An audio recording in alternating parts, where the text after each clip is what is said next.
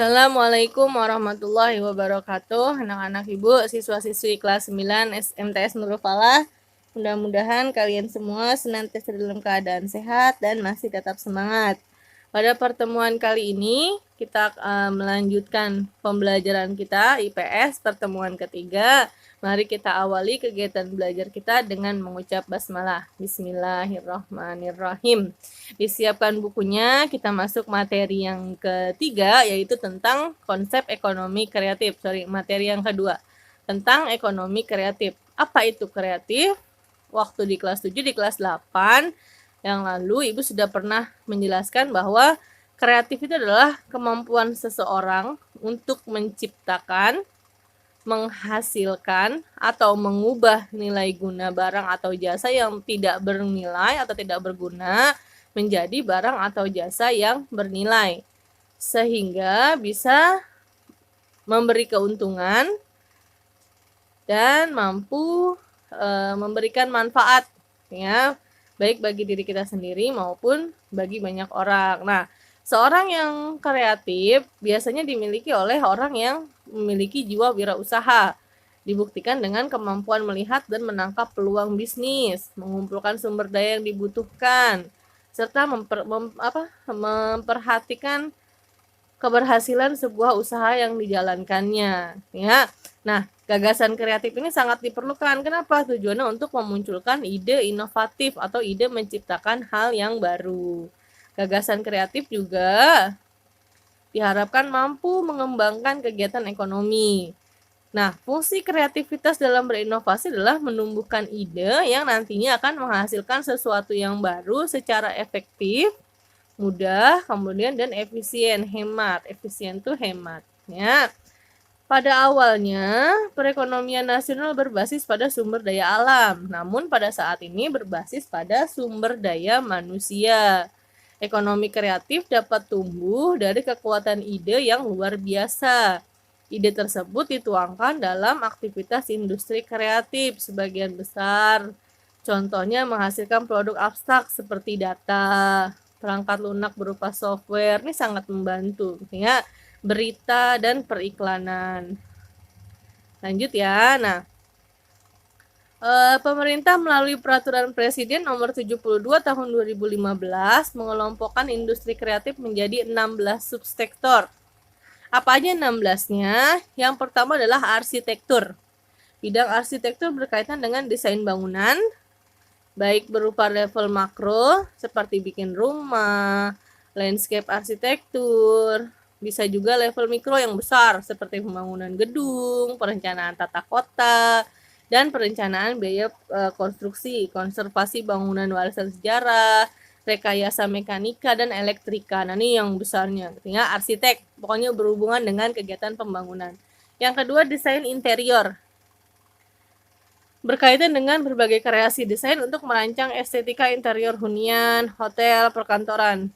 Pelakunya sering disebut dengan desain interior. Jadi kalau kamu jalan-jalan ke hotel, ada pemandangan indah di hotel itu berupa tata lampunya, ukiran temboknya, atau misalkan tata letaknya, itu namanya desain interior, di dalam ruangan. Yang ketiga namanya desain komunikasi visual. Ini merupakan menyampaikan komunikasi dengan ungkapan kreatif melalui teknik dan media. Biasanya menggunakan gambar, gitu ya. Kemudian yang keempat, desain produk. Kreasi sebuah produk yang menggabungkan unsur fungsi dan estetika, seperti misalnya iklan makanan, kan ada gambar-gambarnya, gitu ya. Ini desain produk. Film, animasi, dan video. Ini udah tahu semua, ya. Majunya teknologi, industri kreatif sekarang bisa kita lihat bahwa macam-macam. Ada yang namanya film animasi, ada juga video, penulisan skrip, dubbing film.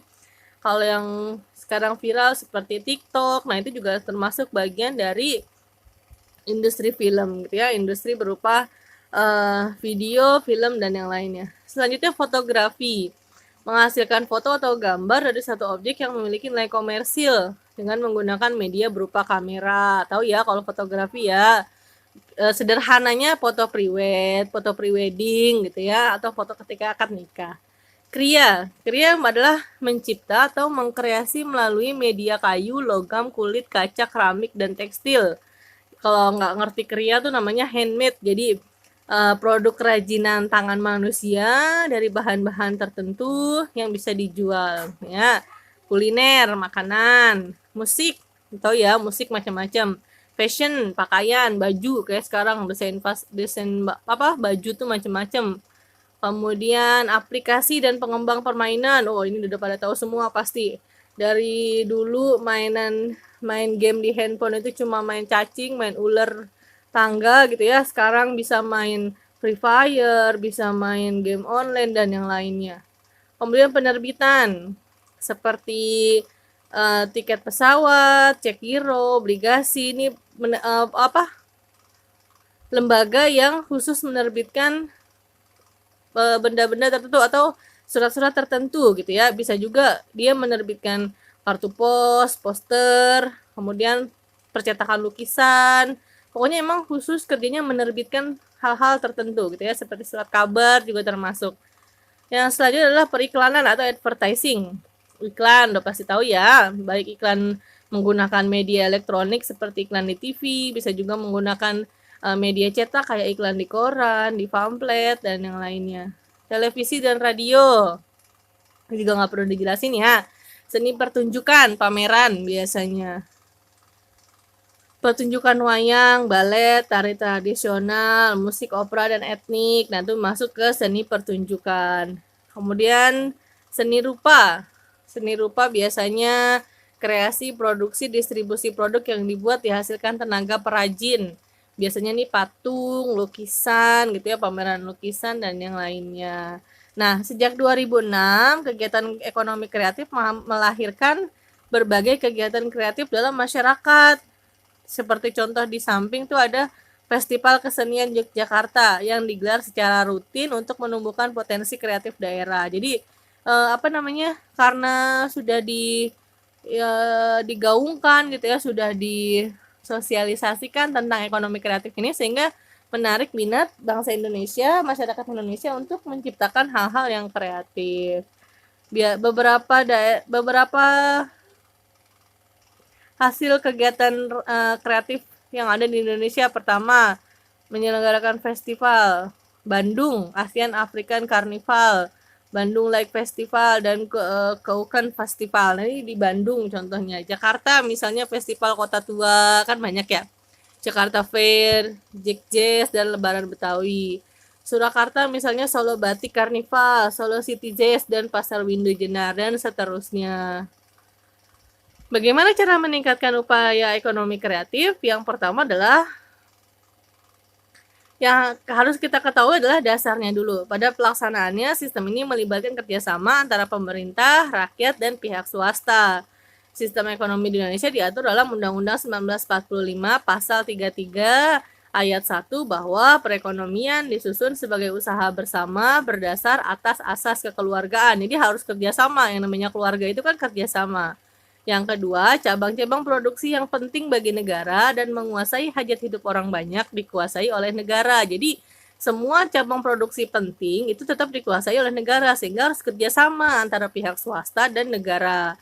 Yang ketiga, bumi, air, dan kekayaan alam yang terkandung di dalamnya dikuasai oleh negara dan digunakan sebesar-besarnya untuk kemakmuran rakyat. Jadi 3 orang yang harus kerjasama, siapa aja? Pemerintahnya, rakyatnya, dan pihak swasta yang mau menciptakan usaha ekonomi tersebut.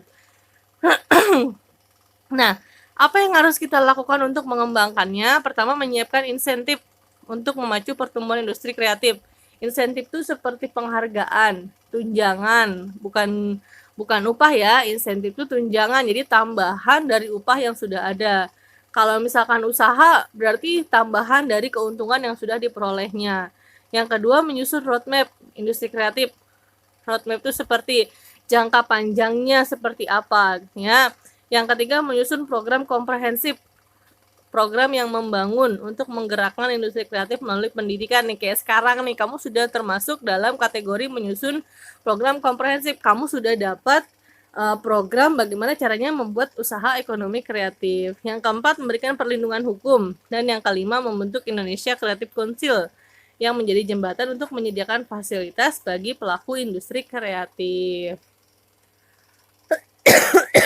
Nah, untuk mendukung strategi pemerintahan tersebut, Kementerian Perdagangan melakukan beberapa langkah. Yang pertama, pengembangan database ekonomi kreatif. Jadi sekarang kalau misalkan mau daftar buat usaha ekonomi kreatif, itu sudah ada database-nya, ya. Yang kedua, peningkatan penggunaan teknologi melalui program kemitraan. Yang ketiga, Pekan Produk Kreatif Indonesia atau PPKI kayak tadi ya. Misalnya ada Jakarta Fair. Nah, itu juga kegiatan tersebut bisa ada seminarnya, ada talk show-nya, ada pelatihannya, ada konsultasinya, dan ada anjungan pembiayaannya. Festival kreatif, festival ekonomi kreatif atau festival ekre. Kemudian wahana kreatif, ada wahana untuk mempromosikan produk ekonomi kreatifnya. Yang selanjutnya adalah peningkatan jangkauan dan efektivitas pemasaran, riset ekonomi kreatif, dan fasilitas pemberian insentif yang mendukung inovasi. Jadi ada risetnya, ada penelitiannya gitu ya. Selanjutnya fasilitas kegiatan yang mendorong lahirnya insan kreatif. Jadi ada fasilitasnya kayak training, promosi, lomba, dan yang lainnya. Yang selanjutnya adalah penciptaan identitas lokal daerah tingkat 1 dan 2 serta identitas nasional. Jadi ekonomi kreatif yang kita buat itu merupakan menjadi acuan dari identitas daerah, bisa juga menjadi identitas negara atau nasional, ya. Oke, anak-anak Ibu, sampai sini dulu materi yang Ibu sampaikan. Nanti ada 5 soal yang harus dikerjakan setelah tayangan video ini. Dikerjakan dengan baik, dijawab dengan benar. Ingat, sudah kelas 9, nilai menentukan kelulusanmu. Terima kasih. Assalamualaikum warahmatullahi wabarakatuh.